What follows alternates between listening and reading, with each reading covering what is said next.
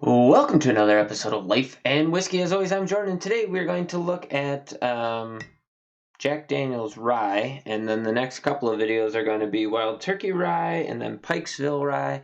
Was out doing some Christmas shopping, and some things I looked at, and I was like, oh, I better just give that a whirl and give it a try. So, on this episode, we're going to take a look at, I haven't even opened this yet, so that'll be interesting.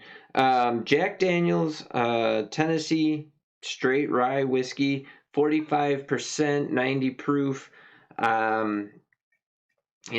Just kind of a common straight rye here. I'm going to open it up if I can get into it here. And I don't know anything about it.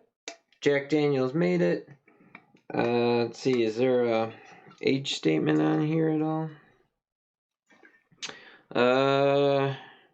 So they use the same Lincoln County process that they do for their whiskey, for their Tennessee whiskey, to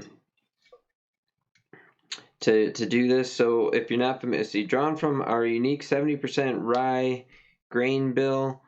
So basically, they didn't do what a lot of bourbon companies have done. A lot of bourbon distilleries have made rye products, and they tend to be just a technically legal rye whiskey, being in that 50 to 60%, 51% to 60% rye mash bill, where they still have a lot of corn in there. And you'll find those, they share a lot of the same notes as bourbon. So they do that, and then they use the Lincoln County process, which, if you're not familiar with that, go ahead and take a look at some of my Jack Daniel's videos or George Dickel videos. But what they do is they take, and after the product is distilled, they dump it into vats of sugar maple charcoal, and they basically filter and get just a touch of color into a distillate. I don't remember how many days it takes, but I think at the Jack Daniel's distillery it takes something like 7 to 10 days, because they do like 20 something feet of charcoal. So they make a bunch of charcoal using sugar maple, fill up these vats, and then dump in the whiskey at that point. And then from there, after it filters through that, they take it and put it into just regular casks. And what that does is, according to them, it kind of mellows it out, and it adds a little bit of wood sugar into the product right away. You get just a touch of color as well. Whether or not you believe that that's really a thing, or how much impact it actually has, or does it actually mellow it out, or does it actually sweeten it up? From my taste test, I would say that it actually does do a little bit of something to it. But that's what they do to make something Tennessee whiskey. And so that Lincoln County process is a thing. Still not seeing an age statement anywhere on here. So, barrel and aged rye, distilled in Lynchburg. So without an age statement, to be an NAS, so 4 years. Screw cap, that's really on there. So NAS, at least 4 years, straight rye whiskey, at least 2 years. And yeah, so one thing, if you go back, watch any of my videos, all Jack Daniel's products. So far we've had the regular number 7, the Gentleman Jack, and then the single barrel. I've gotten a very strong and distinguished banana Laffy Taffy banana out of the nose and on the palate somewhat. So I'm curious to see if we get that in the rye at all. So in the nose, I do not get any of that banana. It's very floral, kind of that MGP or Buffalo Trace type floral profile.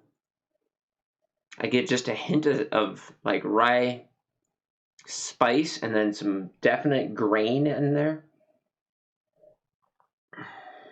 Grain dust, but very floral, very light, and just a touch of like candy sugary sweetness in the nose.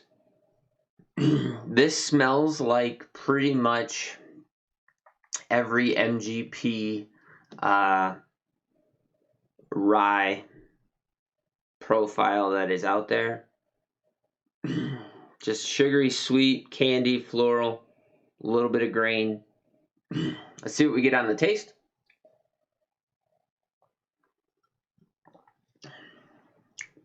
It's very rye spice forward. Picks up with kind of a watery thinness with a creamy mouthfeel and a hint of sugary hard candy sweetness in there. That is kind of a floral. Finishes very grain heavy, so rye grain. The whole flavor profile is kind of short and a little bit thin. It tastes familiar if you're a rye drinker as an MGP rye flavor profile, even though it's not. There is a little something different about the way that it presents. But it was rye spice forward, a very pleasant rye floral, and then it moved into kind of a watery thin middle, but it had a creamy mouthfeel to it, and then it finished up with a nice sweetness and grain, rye grain flavor to it. No real barrel impact or char on the first sip. Now it's starting to go a little fruit in the glass, kind of going towards a cherry coming off of that floral note.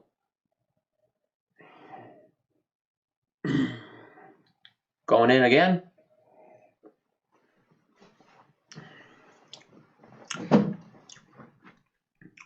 The rye spice hit secondarily on that one. So this time it went sweet forward, hard candy sweet, sugar, a little bit of vanilla honey in there. Then it went rye spice, like a very distinct rye characteristic rye spice.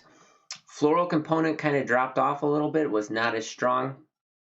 So you get the sweet notes up front, then the rye impact, then it went a little bit thin, and almost syrupy on the mouthfeel. Like, yeah, syrupy would be a good way to say it. And then the finish kind of dropped off, slight bit of barrel impact, but mostly grain, rye grain spice on it.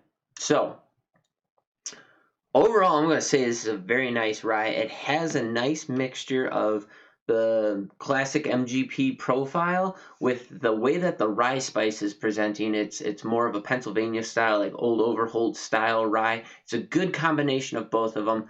None of the notes are really spiky, I would say. Like the rye spice is very intense, but it's not very ethanol-y enhanced rye spice. I mean, it is distinguished rye grain. A lot of nice sweet characteristics in there as well, sweet notes. Seems pretty well balanced. Flavor profile is a little bit short, in, maybe like 3 to 5 seconds, but nothing out of the box. The flavors meld together. They transition very well. It's not very spiky at all. Yeah, I like it. I like it a lot. Picked this up for $26.99 here locally in town. Make sure I got that right. $26.99. For a rye whiskey, not a bad price since most of those are $35 and up. The flavor profile, very nice, very drinkable, easy mixer. If you're a fan of Jack Daniels, maybe give this a try, see if it's something that you'd like.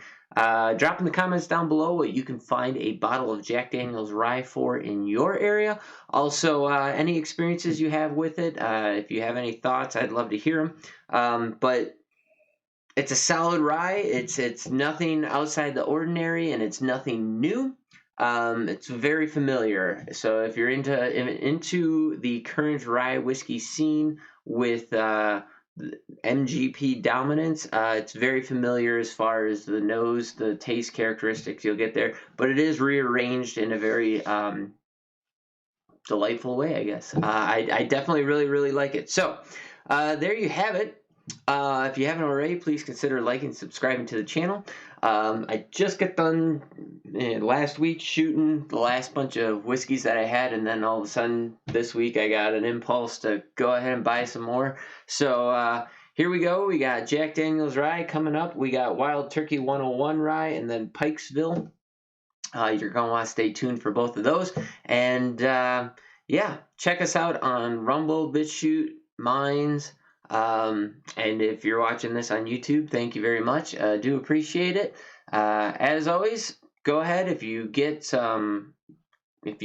something beneficial to you out of this content, please go ahead and share this with other people, as I do not have any other social media accounts or anything like that, so everything is kind of organic as it's growing, and subscribership's still growing. Do appreciate that. And yeah, like, comment, subscribe, all that good jazz. As always, thanks for watching. I do greatly appreciate it. You guys have yourselves a great day, and we'll catch you in the next video.